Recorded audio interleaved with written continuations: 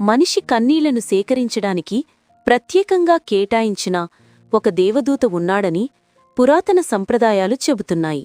పురాతన గ్రంథాల ప్రకారం ఆయన పేరు రెమియల్. మన మధ్య తిరుగుతూ మన బాధలన్నింటినీ మౌనంగా పోగుచేయడం, నిశ్శబ్దంగా ప్రతి నిర్దోషమైన కన్నీటి చుక్క కోసం వేచి ఉండటమే ఆయన పని. ఒక్క కన్నీటి చుక్క కూడా మర్చిపోకుండా ఆయన చూసుకుంటాడు. రెమియల్ వాటిని పరలోకానికి తీసుకువెళతాడు. అక్కడ ప్రతి కన్నీటి చుక్క మెరిసే ముత్యంగా మారుతుంది. అది దేవుని సింహాసనం ముందు ఎప్పటికీ ప్రకాశిస్తూ ఉంటుంది.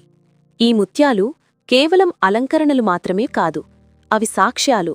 ప్రతి ముత్యం నొప్పి, అన్యాయం మరియు త్యాగం యొక్క కథను కడిగి ఉంటుంది. దేవుడు ఏదైనా తీర్పు చెప్పే ముందుగా ఈ ముత్యాల వైపు చూస్తాడు. ప్రతి కన్నీటి వెనుక ఉన్న ఆత్మను పరిశీలిస్తాడు.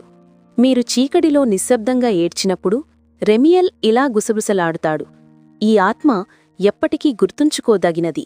కాబట్టి మీ బాధను ఎవరూ అర్థం చేసుకోలేదని మీరు భావించినప్పుడు గుర్తుంచుకోండి, పరలోకంలో మీ కన్నీళ్లు ఎప్పుడూ వృధాపోవు. అవి నిత్యమైన కాంతిగా మారి మీ స్థిరమైన బలానికి మరియు తిరుగులేని విశ్వాసానికి సాక్ష్యంగా నిలుస్తాయి.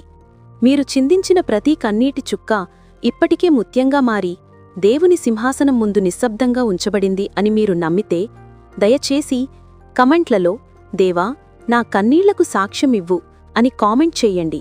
అలాగే ప్రార్థన చెయ్యండి. ఈ వీడియోను షేర్ చెయ్యండి. తద్వారా ఎక్కువ మందికి తెలుస్తుంది.